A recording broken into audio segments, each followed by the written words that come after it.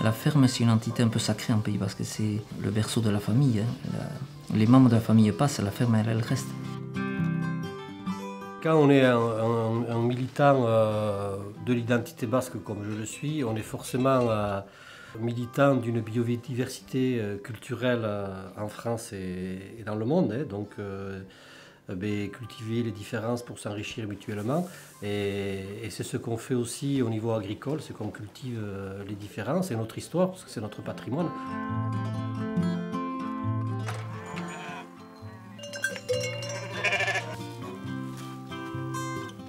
L'association des producteurs fermiers, elle est née en 88. C'était le moment où se mettait en place une norme sanitaire européenne qui représentait pour les petits producteurs une grosse menace, puisqu'on parlait d'outils de transformation industrielle. Et donc la production fermière était développée ici en Pays Basque, puisqu'on a des petites fermes. Et donc naturellement, comme la production est faible, les paysans ont essayé de la valoriser. Et donc très tôt, il y a eu une transformation et une vente directe qui s'est développée en Pays Basque. Donc il y avait pas mal de producteurs fermiers, mais qui étaient isolés. Il y a eu un réflexe un peu syndicaliste de se regrouper face à l'administration. En Pays Basque, il y a un tissu agricole ou paysan assez important, tant au niveau des fermes, tant au niveau des associations aussi d'accompagnement. Idoki, c'est une marque collective qui appartient à l'association des producteurs fermiers. Et concrètement, ça veut dire que il y a deux niveaux dans l'association. Il y a un premier niveau syndical sur lequel il y a 250 fermes aujourd'hui. Et sur ces 250 fermes, il y en a 111 qui ont fait le choix d'adhérer à Idoki. Et donc, c'est-à-dire de respecter un cahier des charges et de payer des cotisations en face. Donc, ils payent 3 pour 1000 du chiffre d'affaires qu'ils font à Idoki pour la promotion collective.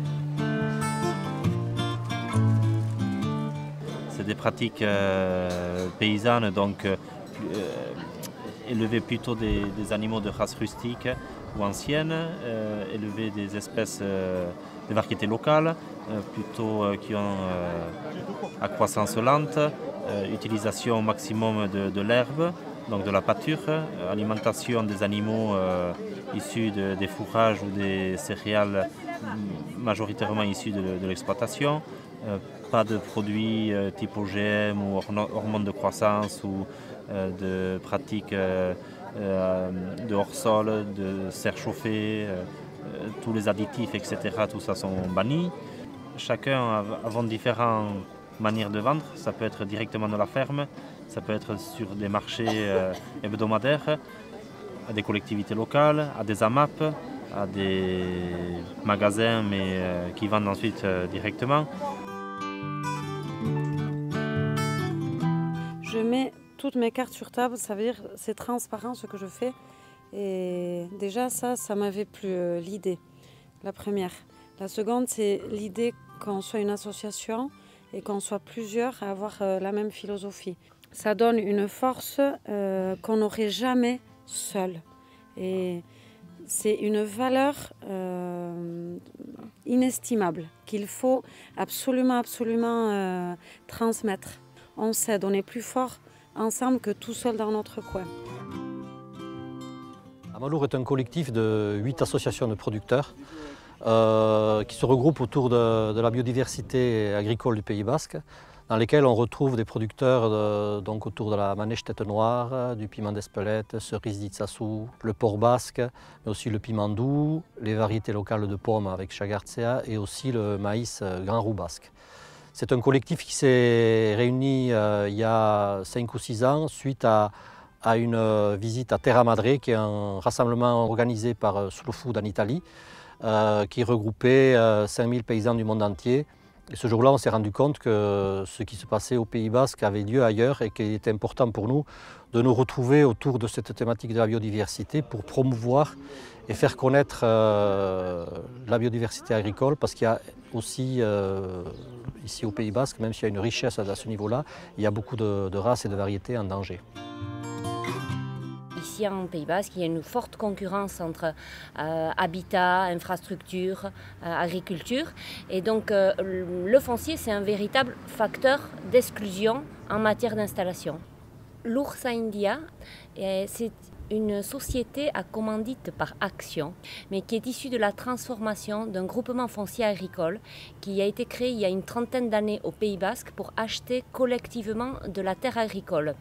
Donc notre objectif, il est double, il est d'éviter une hausse trop importante des prix agricoles et d'acheter collectivement pour pouvoir permettre à des jeunes paysans qui ne sont pas forcément issus du milieu agricole de pouvoir s'installer. Je me suis mise à transformer, à faire des confitures comme les producteurs de cerises d'Itsassou. Alors nous sommes regroupés au sein d'une association qui s'appelle Chapata. Il y a à peu près 20 producteurs. Nous organisons aussi des formations, des séminaires et aussi nous allons voir aussi chez nos confrères producteurs de cerises. Il y a toujours un avantage à être regroupé, chacun apporte ses idées, ses techniques, sa vision. Je suis exploitant agricole, donc ici dans le Pays Basque, éleveur, et j'y fais du fromage. On a des problèmes qui sont communs à tout le monde et je pense que la meilleure solution pour arriver à résoudre, c'est de les partager déjà entre nous et ensuite de voir ensemble ce qu'on peut faire pour les résoudre. Et plus le travail qu'on fait par exemple au sein d'Amalour avec les produits Sentinelle, avec Slow Food et tout ça est en train d'amener des résultats. Et à Bellan, on est 7 paysans et on travaille 3 productions, donc les productions qu'il y a sur nos fermes, donc la vache, la blonde d'Aquitaine et la pyrénéica, les brebis et les porcs basques. C'est un atelier de découpe et de transformation en commun, un outil qu'on a créé en commun, mais avec chacun notre production et chacun nos recettes. On a créé aussi au sein de l'atelier un petit point de vente, donc un petit magasin avec tous nos produits. La finalité, c'est d'adapter son système agricole à son écosystème. C'est-à-dire faire avec ce que me propose le pays, le paysage, le climat, les sols ici, faire avec ce que me propose ma ferme. Et comment je trouve un équilibre qui fait que je peux être autonome et avoir un système cohérent. Pour moi, la terre, c'est une opportunité. Alors moi, j'ai un petit passage à faire sur cette terre et avec la terre que je travaille. Et l'idée, c'est de vivre cette opportunité, de la transmettre avec tout son capital, quoi. De la transmettre comme je l'ai reçue, mieux si je peux.